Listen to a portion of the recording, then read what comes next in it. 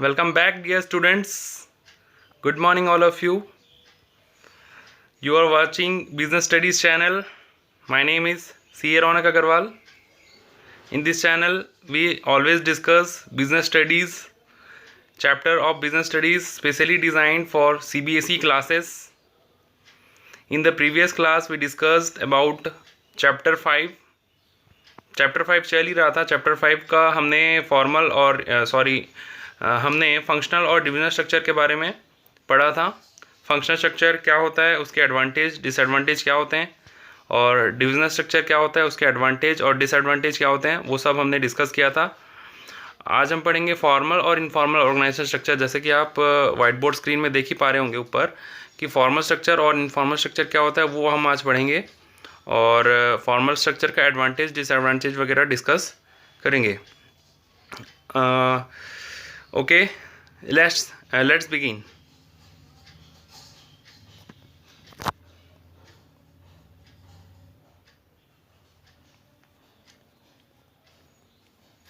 तो आज जो टॉपिक है बहुत ही इम्पोर्टेंट है और साथ में बहुत इजी भी है. तो आज का जो टॉपिक है वो है फॉर्मल और इनफॉर्मल ऑर्गेनाइजेशन स्ट्रक्चर. ये देखो, ये आपके लिए नया है और इसको ध्यान से बिल्कुल सुनना. बहुत इंपॉर्टेंट है topic, at the same time easy भी है. अगर ध्यान से सुनोगे तो इजी है, अगर नहीं सुने तो डिफ़िकल्ट हो सकता है आपके लिए.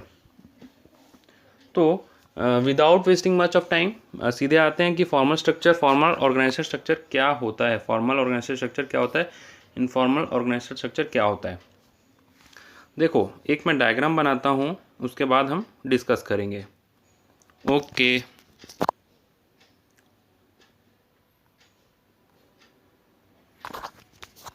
एक कंपनी है, ठीक है, जिसका नाम है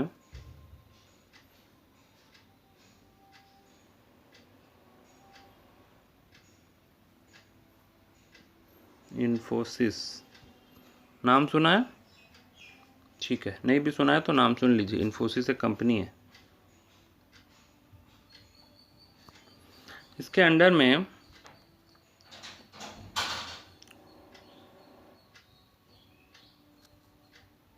बहुत सारे डिपार्टमेंट है.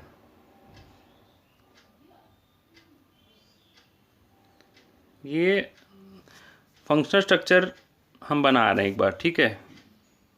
जैसे कि परचेज, सेल, फाइनेंस.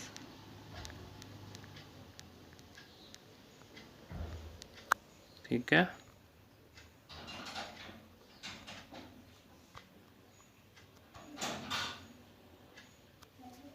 इन्फोसिस एक कंपनी है जिसमें कि 3 डिपार्टमेंट हैं, परचेज, सेल और फाइनेंस. अब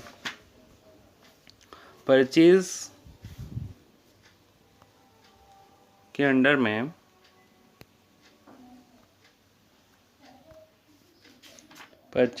में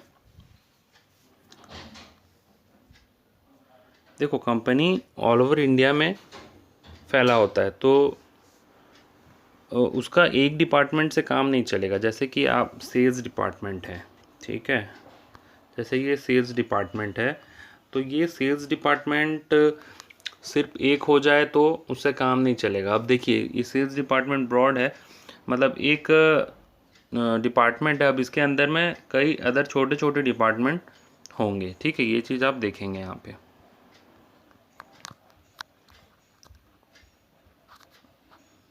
वैसे एक मिनट, सेल के अंदर में देयर आर 4 डिपार्टमेंट, 1 2 3 4, ठीक है, जो एक एक रीजन को संभालेंगे इंडिया का. जैसे कि ये ईस्टर्न रीजन को संभालेंगे, ये वेस्टर्न, ये साउथ, ये नॉर्थ.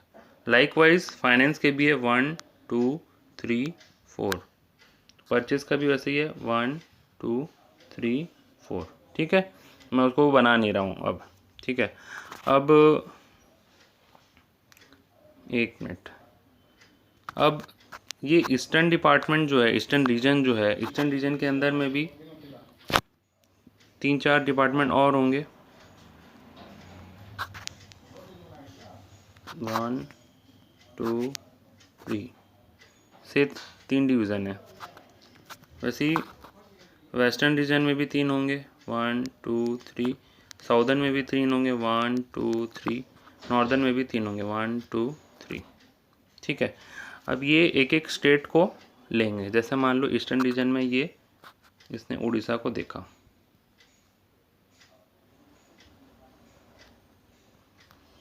ठीक है।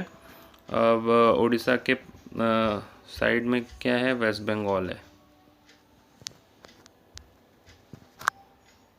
और एक स्टेट का नाम बताइए, आंध्र प्रदेश, AP लिख रहा हूँ मैं, ठीक है।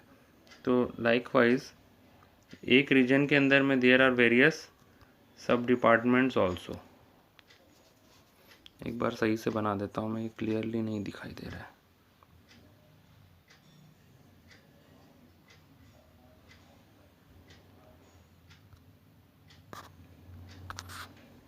ये ईस्टर्न है, तो ईस्टर्न में ये उड़ीसा, OD लिख रहा हूँ, और एक W भी वेस्ट बंगाल, और एक तो AP आंध्र प्रदेश, ठीक है।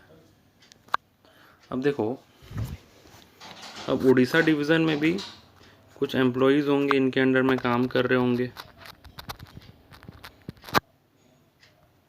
उड़ीसा डिवीज़न में 1 2 3 4, ठीक है। अब देखो, अब हो क्या रहा है, हर एक रीजन को एक जन संभाले हुआ है। देखो यहाँ जो सेल्स है, यहाँ पे एक जन होंगे, एक बॉस होगा, और यहाँ पे एक होगा, यहाँ पे होगा। इन तीनों के ऊपर में एक इनका मालिक होगा, ठीक है, ये बॉस होगा, ठीक है। बॉस के अंडर में दिया जो भी रेड कलर से मार्क हैं वो कोई ना कोई मैनेजर है या हेड है। तो ये परचेज हेड, ये सेल हेड, ये फाइनेंस है रेड वाले, और ये तीनों के हेड में ऊपर में ये बड़े वाले बॉस, ठीक है। अब रीजन वाइज अलग अलग बॉस होंगे, ईस्टर्न का एक अलग, वेस्टर्न का एक अलग, साउथ का अलग, नॉर्थ का अलग, ठीक है। हमको मतलब है ईस्टर्न वाले से, हम ईस्टर्न वाले रीजन पढ़ रहे हैं। ईस्टर्न वाले रीजन के अंदर उड़ीसा का एक होगा, वेस्ट बंगाल का होगा, आंध्र प्रदेश का होगा, ठीक है। ये सब क्या हैं, ये एक एक मैनेजर है, ये एक मैनेजर है, ये एक है, ये एक है, ठीक है।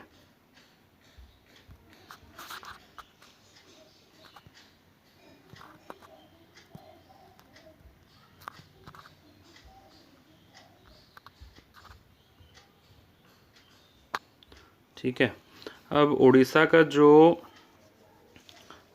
जो अब देखो, उड़ीसा का जो सेल्स मैनेजर हैं, सेल्स हेड हैं, उनके अंडर में देयर में बी अदर सेल्समैन, ठीक है। उड़ीसा का जो सेल्स मैनेजर हैं, कौन, ये वाला जिसको मैं हाईलाइट कर रहा हूँ, उड़ीसा के ये सेल्स मैनेजर हैं, तो उनके अंडर में अदर सेल्समैन होंगे।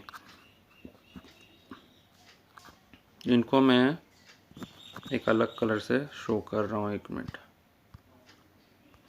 से पिंक कलर से शो कर रहा हूँ। ये एक सेल्समैन है, ये एक सेल्समैन है, ये एक सेल्समैन है, ठीक है। ये 3 है।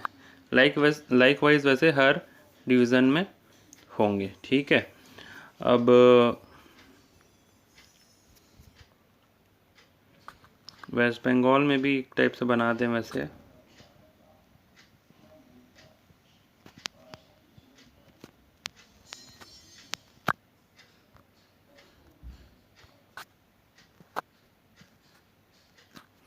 तो आपको समझ में आ गया ये चीज़ कि ऐसा बाइफर्केशन है पूरे कंपनी का।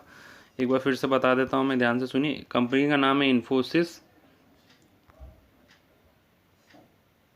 देखिए कंपनी का नाम है इन्फोसिस, उसका कितना डिवीज़न है, 3 डिवीज़न, परचेज, सेल, फाइनेंस। हम कौन सा स्ट्रक्चर का बात कर रहे हैं, फंक्शनल स्ट्रक्चर का।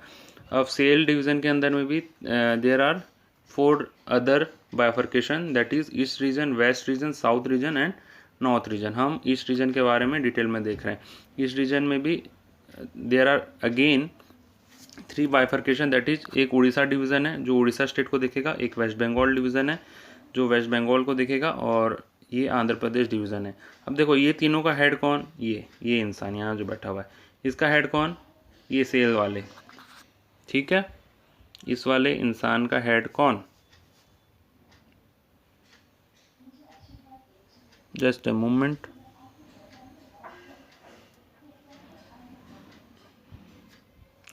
देखो एक मिनट, आपको कंफ्यूजन हो सकता है।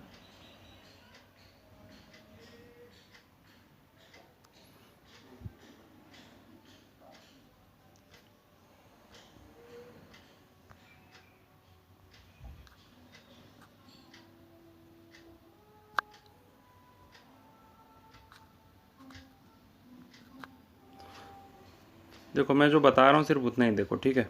अब देखो कंपनी है इन्फोसिस, उसका जो बॉस है, या बड़ा सारा बॉस का नाम से लिखा हुआ है, बड़ा फेस है, ठीक है। अब 3 डिवीज़न है, परचेज़ का ये अलग हेड है, सेल्स का ये हेड है, और फाइनेंस का ये हेड है। ये सेल्स के हेड के अंदर में कौन आता है? ये east division, west division, south division और नॉर्थ डिवीज़न, ठीक है। तो ये जो हेड है इसके अंदर में ये 4 आते हैं, 1 2 3 4, ठीक है। अब ईस्टर्न रीजन का जो ये हेड है, ईस्टर्न रीजन का, इसको जोनल हेड भी बोलते हैं, ठीक है। एक एक जोन होता है, जोनल हेड बोल सकते हैं, रीजनल हेड बोल सकते हैं, ठीक है। रीजनल हेड बोल सकते हैं, ये रीजनल हेड है। ये रीजनल हेड जो है, ईस्टर्न रीजन का जो रीजनल हेड है वो किसको देखेगा? इसको, इसको और इसको, मतलब उड़ीसा वाले को, वेस्ट बंगाल वाले को और आंध्र प्रदेश वाले को। अब उड़ीसा वाले के अंदर में कितना है रीजन, वो देखते हैं, एक मिनट। अब देखिए, अब जो ये उड़ीसा जो जोन है, इसको बोलेंगे जोनल हेड, इसको बोलेंगे रीजनल हेड, ठीक है, और इसको बोलेंगे डिपार्टमेंटल हेड, ठीक है। और ये है सीईओ, बॉस समझ लीजिए। तो ये जो है जोनल हेड है उड़ीसा का, ये उड़ीसा वाला जो जोनल हेड है उसके अंदर में मान लीजिए 3 एम्प्लॉयज़ आर देयर, 1 2 3, ठीक है। अब देखो ये एक स्ट्रक्चर क्रिएट हुआ और इसमें एक सुपीरियर सबऑर्डिनेट का रिलेशनशिप बना। एग्रीड? आई होप आपको ये चीज़ एग्रीड, आप ये चीज़ में एग्री कर लिए होंगे कि ये एक स्ट्रक्चर क्रिएट हुआ और इस स्ट्रक्चर के अंदर में सुपीरियर सबऑर्डिनेट का रिलेशनशिप क्रिएट हुआ। माय डियर स्टूडेंट्स, एक बार बताइए मेरे को कि इन दोनों में से सुपीरियर कौन और सबऑर्डिनेट कौन? इन दोनों में से सर सुपीरियर ये होगा और सबऑर्डिनेट ये होगा। क्लियर है? अब लाइकवाइज देखो ये चीज़ मैं पहले से डिस्कस करवा चुका हूँ, फंक्शनल स्ट्रक्चर और डिविजनल स्ट्रक्चर है। बाकी मैं फिर से एक बार रिवाइज कर रहा हूँ ताकि कोई बच्चा को कोई डाउट ना रहे। अब एक बात बताइए मेरे को, इन दोनों में से, इसमें और इस वाले इंसान और इस वाले में से कौन सुपीरियर और कौन सबऑर्डिनेट? ये वाला जो इंसान है ये सुपीरियर है और ये है सबऑर्डिनेट। क्लियर है? ठीक है, इस चीज़ को डिस्कस करने का कोई बहुत ज़्यादा लॉजिक नहीं है। आप स्टार्टिंग से जानते हैं जो हेड होते हैं, जो बॉस होते हैं वो सुपीरियर होते हैं, और जो जिनके अंडर में हम काम करते हैं, मतलब जिनके अंडर में कोई रहता है वो सबऑर्डिनेट रहता है, ठीक है। एक ये वाला रहने देता हूँ, आपको डाउट होगा तो आप देख लेंगे। ये है SUB, सब लिख रहा हूँ, और ये है SUP सुपीरियर। SUP सुपीरियर, सब मतलब SUP सुपीरियर और SUB मतलब सबऑर्डिनेट, ठीक है। SUP मतलब सुपीरियर, SUB मतलब सबऑर्डिनेट, ठीक है। तो सुपीरियर बड़ा या सबऑर्डिनेट बड़ा? सुपीरियर बड़ा, ठीक है। तो अब हम डिस्कस कर रहे हैं फंक्शनल स्ट्रक्चर और फॉर्मल ऑर्गेनाइजेशन स्ट्रक्चर और इनफॉर्मल ऑर्गेनाइजेशन स्ट्रक्चर। अब देखो मेरे को बताओ, ये तो स्ट्रक्चर बन गया, इन दोनों के बीच में इन दोनों के बीच में कैसा रिलेशन होगा?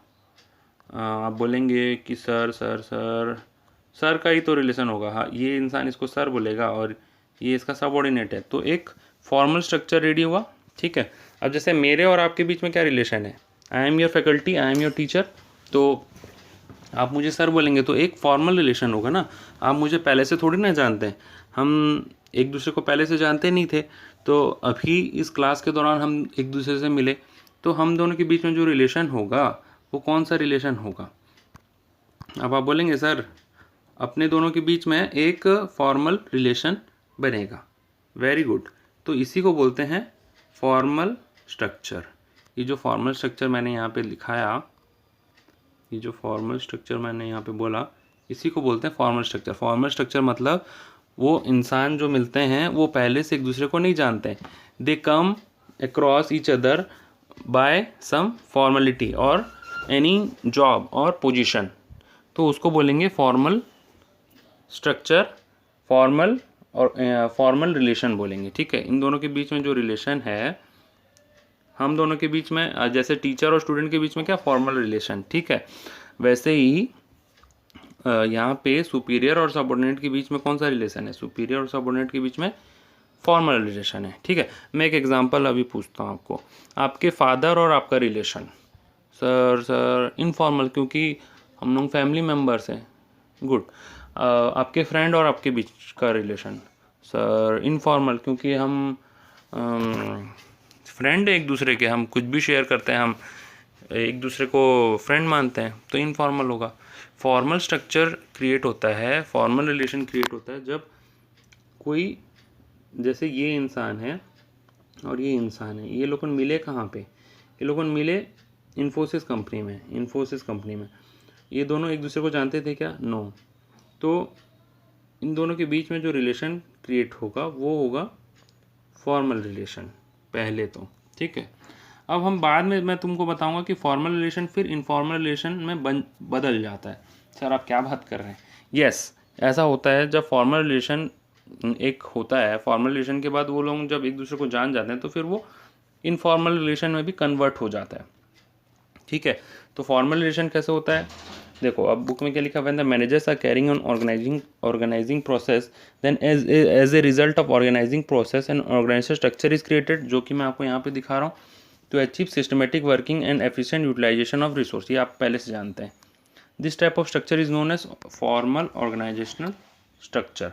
Formal structure clearly spells out the job perform and each individual of job to be performed by each individual, the authority responsibility assigned to every individual। मतलब अब देखो ये जो फॉर्मल स्ट्रक्चर है इसमें क्लियरली ये चीज़ पता चलता है कि किसको क्या काम करना है। जैसे सेल्स वाला ये है, सेल्स वाले के अंदर ये ईस्टर्न रीजन का है, रीजनल हेड है, रीजनल हेड में से ये जोनल हेड है, लेकिन ये सारे सेल्स ही करवाएंगे ना ये सारे। ऐसा ये जो स्ट्रक्चर है ये सिर्फ सेल का है, ऐसे ही परचेज का भी होगा और फाइनेंस का भी होगा। ठीक है, तो अब इसमें क्या है, सुपीरियर सबऑर्डिनेट रिलेशनशिप क्रिएट होता है, सुपीरियर सबऑर्डिनेट रिलेशनशिप क्रिएट होता है, ऑथोरिटी और रेस्पॉन्सिबिलिटी डिवाइड होता है, ऑथोरिटी रेस्पॉन्सिबिलिटी डिवाइड होता है, ये चीज़ क्लियर है आपको पहले से ही। And designated every individual in organization, this structure is created intentionally, ये जानबूझ के क्रिएट किया जाता है कि ऑटोमेटिक हो जाता है, ये जानबूझ के क्रिएट किया जाता है, ये ऑटोमेटिक नहीं होता है। ठीक है, ऑटोमेटिक होता है कि आप जैसे आपके फ्रेंड के साथ फ्रेंडशिप वो ऑटोमेटिक है, कहीं आप मिले तो हो गया, लेकिन यहाँ पे फॉर्मल इनफॉर्मल स्ट्रक्चर में जो फॉर्मल स्ट्रक्चर होता है उसमें जो रिलेशन क्रिएट होता है वो जानबूझ के क्रिएट किया जाता है। ये चीज़ क्लियर है, फॉर्मल स्ट्रक्चर।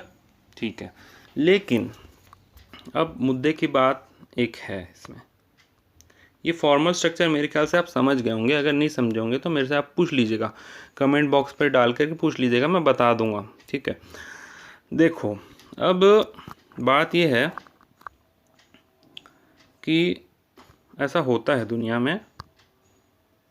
सर क्या होता है, ये होता है, बता रहा हूँ। देखो ये जो जोनल हेड है उड़ीसा का, और ये इंसान जो है एक रीजन का, तो ये ना, ये है राम। ठीक है, ये है राम और ये है सीता। अब देखो कैसे बच्चों को इंटरेस्ट आएगा। तो मुद्दे की बात पे आइए, ये जो इंसान है उड़ीसा का, ये है राम और ये है सीता। अब कौन किसके अंडर में काम कर रहा है? आप बोलेंगे सर सीता जो है राम के अंडर में काम कर रही है। ओके, लेकिन क्या राम सीता पहले से एक दूसरे को जानते हैं? राम सीता एक दूसरे को पहले से जानते हैं? नो। लेकिन बॉस कौन? आप बोलेंगे राम है बॉस। सुपीरियर कौन? राम है सुपीरियर। सबऑर्डिनेट कौन? सीता। ठीक है, अब इन दोनों के बीच में कैसा रिलेशन है? अभी तक जितना हमने स्टोरी आपको सुनाया, अभी तक इन दोनों के बीच में जो रिलेशन है सुपीरियर सबऑर्डिनेट का रिलेशन है, सुपीरियर सबऑर्डिनेट का रिलेशन है, जिसको कि हम बोलेंगे फॉर्मल रिलेशन। ठीक है, इसको हम बोलेंगे फॉर्मल रिलेशन, क्योंकि ये लोग एक दूसरे को पहले से नहीं जानते थे। अब हुआ क्या, अब ये लोग काफ़ी दिन से काम कर रहे हैं, अब ये एक दूसरे को जानने भी लग गए। ठीक है, अब जानने लग गए तो ये राम जो है, ये राम और सीता एक दूसरे को पहचानने लग गए। अब जानने के बाद ये दोनों एक दूसरे के फ्रेंड बन गए। ओके सर, हमको सब समझ में आ रहा है, फ्रेंड बन गए बोला हूँ सिर्फ, ठीक है, और कुछ नहीं बोला हूँ। तो राम और सीता क्या एक लड़का और एक लड़की के अच्छे फ्रेंड नहीं बन सकते? हाँ सर, बिल्कुल बन सकते हैं, हम कहाँ कुछ बोल रहे हैं, आप ऐसा बोलेंगे मुझे। तो ये जो राम है और ये सीता है, ये लोग अच्छे फ्रेंड बन गए। तो अब मुझे बताइए, ये Ram and Sita became, these two became friends। तो इन दोनों के बीच में जो रिलेशन हुआ अभी, वो कौन सा रिलेशन माना जाएगा? माय डियर स्टूडेंट्स, ये बन जाएगा अब इनफॉर्मल रिलेशन। ठीक है, आप बोलेंगे सर ये क्या हुआ? यस माय डियर स्टूडेंट, ये वही हुआ जो आपके साथ भी कभी ना कभी हुआ था। क्या उल्टा पुल्टा बात कर रहे हैं सर? डियर स्टूडेंट्स, मैं उल्टा पुल्टा बात नहीं कर रहा। आप याद कीजिए, आप फर्स्ट टाइम जब स्कूल गए थे, ठीक है, तो आप जो आज आपके फ्रेंड हैं, क्या आप एक दूसरे को जानते थे? सर हाँ याद है, हम एक दूसरे को नहीं जानते थे। बट आज क्या है, आप जितने फ्रेंड्स हैं आप स्कूल में, आप एक दूसरे को जानने लग गए। ठीक है, एक दूसरे के घर भी जाना आना करते हैं, एक दूसरे से फीलिंग्स भी एक्सचेंज करते हैं। ठीक है, तो आप अभी कैसे फ्रेंड्स बन गए हैं? आप फ्रेंड बन गए तो आपके बीच में कैसा रिलेशन हो गया? Informal relation. कई बच्चे 11th क्लास के बाद, 10th के बाद भी 11th में जब शुरू होता है, जब एक डिपार्टमेंट शुरू होता है, कॉमर्स डिपार्टमेंट या फिर कॉमर्स सेक्शन, तो उस वक्त भी कई फ्रेंड्स ऐसे मिलते हैं जहाँ की फिर वो बहुत अच्छे फ्रेंड्स बन जाते हैं, बिकम फ्रेंड्स, एंड फिर उनके बीच में एक इनफॉर्मल रिलेशनशिप क्रिएट होता है। ठीक है, मैं कोई और रिलेशनशिप का बात नहीं कर रहा, मैं सिर्फ इनफॉर्मल रिलेशनशिप का बात कर रहा हूँ। मतलब इसमें क्या है, जो भी काम करने वाले स्टाफ होते हैं वो लोग एक दूसरे के फ्रेंड बन जाते हैं, like in are example Ram और सीता। ठीक है, तो फॉर्मल रिलेशन से एक इनफॉर्मल रिलेशनशिप स्ट्रक्चर तैयार हो जाता है, डेवलप हो जाता है। ठीक है, तो उसको हम बोलते हैं इनफॉर्मल रिलेशन। ठीक है, क्लियर है ये चीज़ कि फॉर्मल रिलेशनशिप क्या है और इनफॉर्मल रिलेशनशिप क्या है? ठीक है ना। तो फॉर्मल रिलेशनशिप में क्या होता है, वो स्ट्रक्चर के बेसिस में डिसाइड किया जाता है, स्ट्रक्चर के बेसिस में वो पता चलता है। जब ऑर्गेनाइजेशन हम ज्वाइन करते हैं तो कोई ना कोई हमारा बॉस होता है, वो हमारा सुपीरियर होता है और हम सबऑर्डिनेट होते हैं। तो जो हमारे बीच में जो रिलेशनशिप हुआ वो बनेगा फॉर्मल रिलेशनशिप। लेकिन कुछ टाइम के बाद वो बॉस नहीं रहता, बॉस से हमारा जान पहचान हो जाता है, वो हमारा फ्रेंड टाइप हो जाता है। देखो मैं यहाँ पे 1 मिनट में थोड़ा सा रब कर देता हूँ।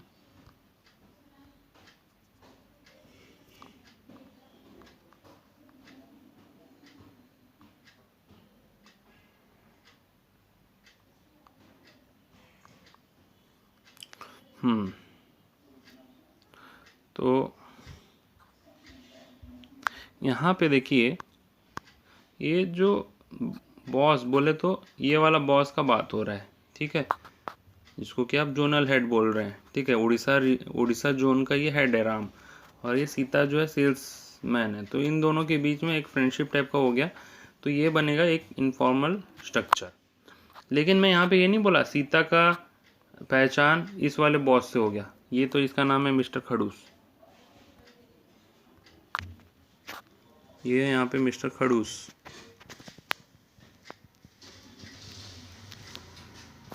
ठीक है, ये मिस्टर खड़ूस के साथ इसका पहचान हो गया, ये मैं नहीं कह रहा।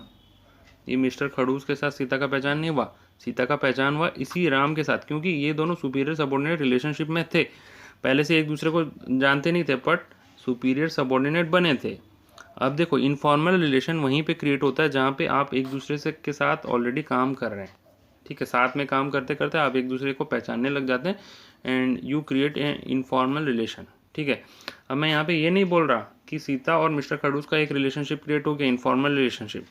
ठीक है, ऐसा हो ही नहीं सकता, क्योंकि सीता तो एक लोअर लेवल में काम कर रही है और मिस्टर खड़ूस तो खुद हेड है। तो ना मिस्टर खड़ूस सीता को जानता है, ना सीता मिस्टर खड़ूस को जानती है। ठीक है, तो इन दोनों के बीच में रिलेशन क्रिएट ही नहीं होगा। ठीक है, मैं एग्जांपल मैं आपको सीता लिखा हूँ, यहाँ पे कोई और कोई और भी हो सकता है, लक्ष्मण भी हो सकता है। ठीक है, तो यहाँ पे मैं एक एग्जांपल लिख दूँ कि लक्ष्मण भी हो सकता है।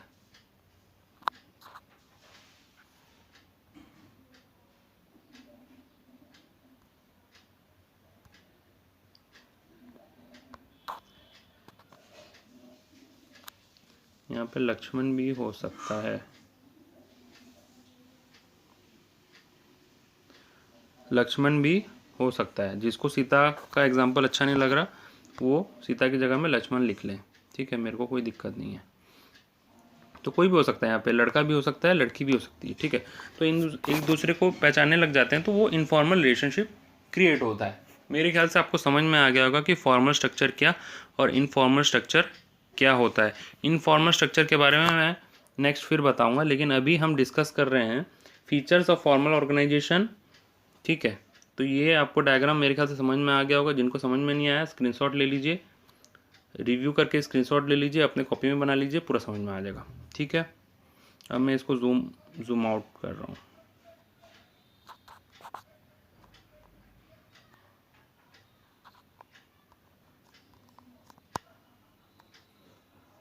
यहाँ हम डिस्कस कर रहे हैं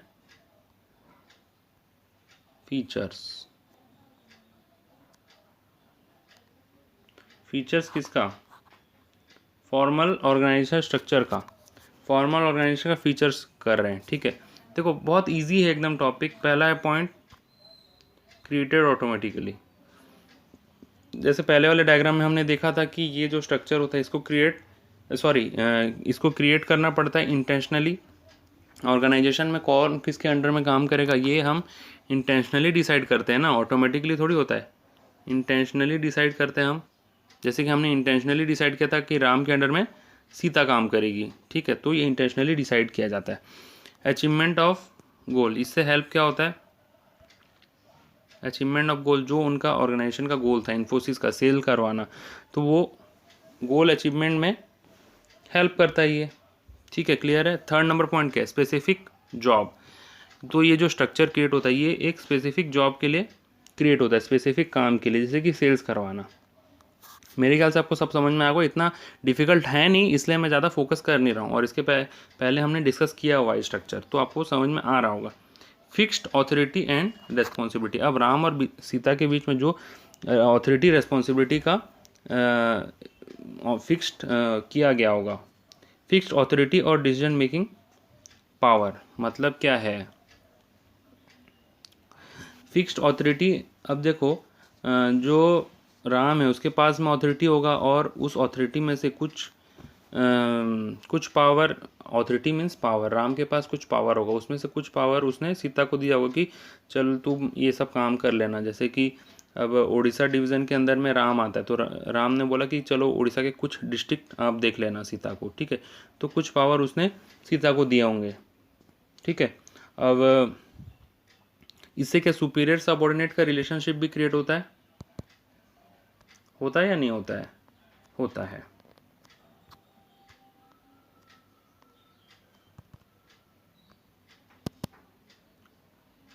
एक मिनट, इसमें कुछ पॉइंट मिसिंग है लगता है।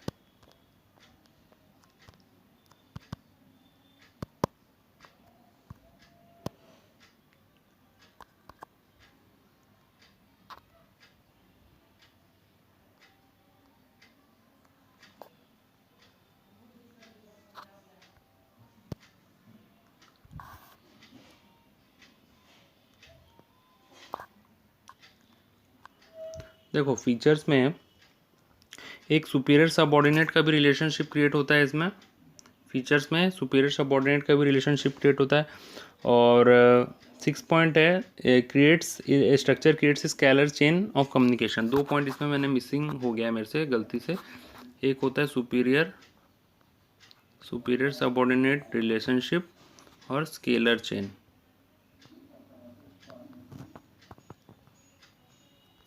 उस डायग्राम में आपने देखा था ना कि सुपीरियर सबऑर्डिनेट का रिलेशनशिप क्रिएट हुआ था। राम कौन था? सुपीरियर, और सीता कौन थी? सबऑर्डिनेट। लाइकवाइज स्केलर चेन भी बन रहा था वहां पे। आप बोलेंगे कि स्केलर चेन कैसे बन रहा था? देखो मैं यहाँ पे दिखाता हूँ आपको। स्केलर चेन बन रहा था ना, जैसे स्केलर चेन वाला जो चैप्टर 2 में जो डायग्राम है, वो स्केलर चेन कैसे बन रहा है? स्केलर चेन ऐसे बन रहा है कि एक के ऊपर एक बॉस है। देखो सीता जो है सबऑर्डिनेट है। अब उसका सुपीरियर कौन है? राम।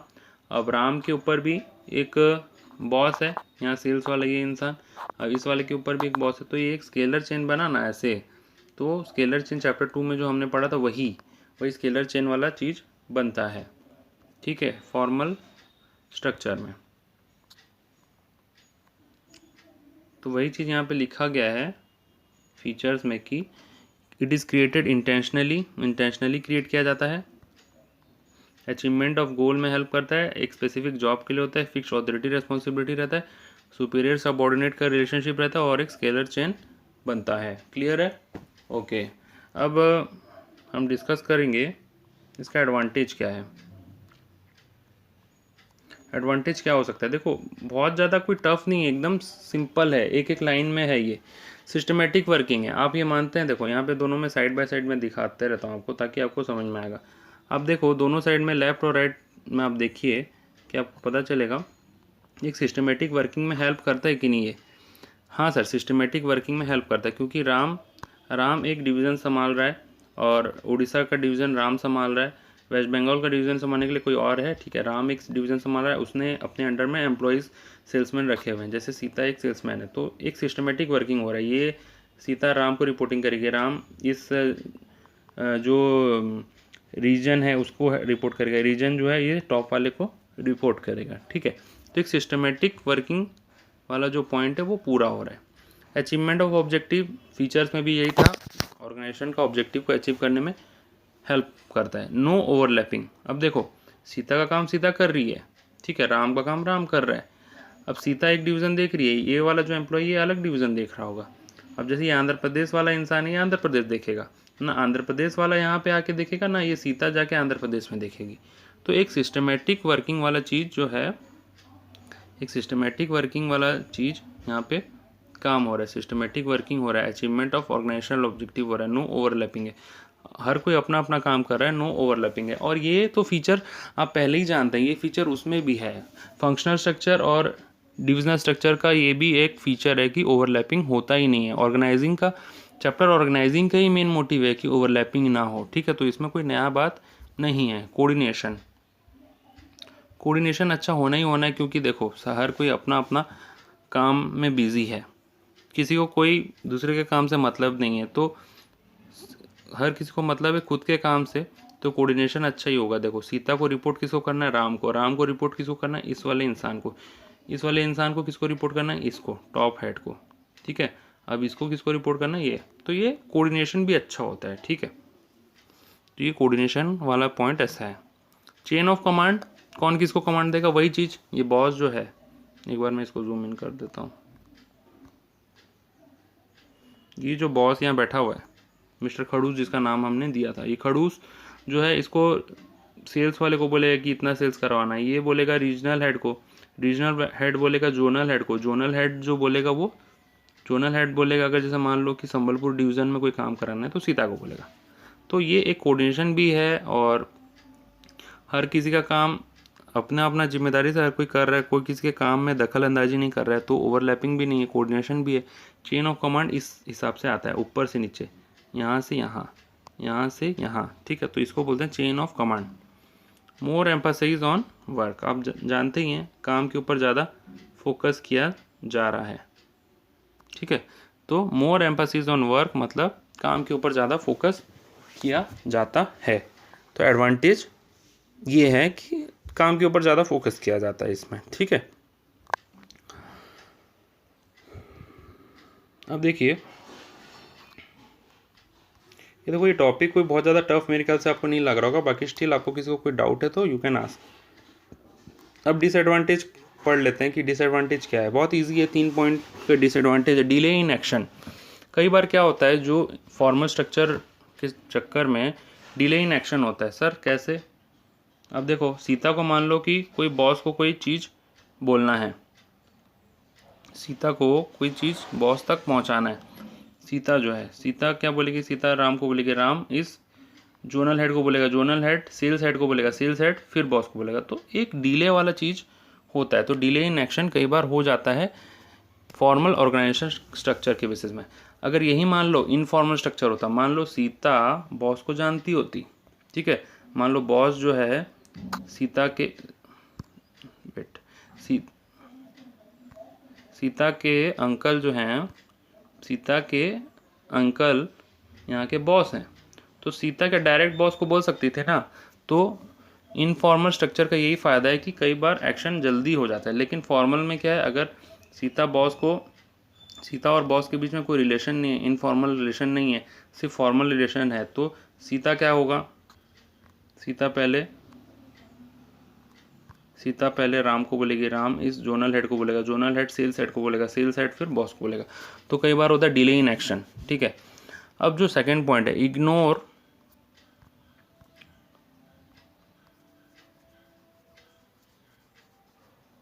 एक मिनट में हाईलाइट कर देता हूँ। पहला है डिले इन एक्शन, ये हमने कर लिया।